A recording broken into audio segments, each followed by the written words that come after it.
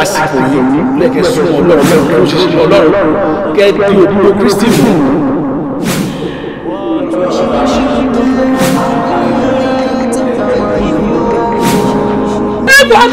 Somebody help! If you stand up!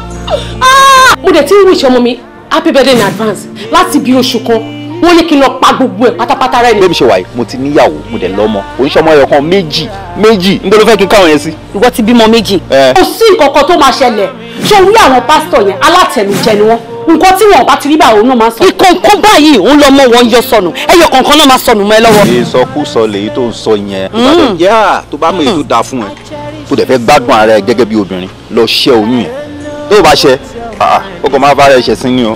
ó ti wà ní 85-90% pé mo bọ̀ ni. ẹ má dán o ó léwu gan. bẹ́ẹ̀ bá dán o ó léwu. tí ìwọ yìí tó bá rù igbá pẹ̀lú òṣì tó ń rìn kiri ó máa sọ́dà nù ló máa yà ní. ayẹyẹ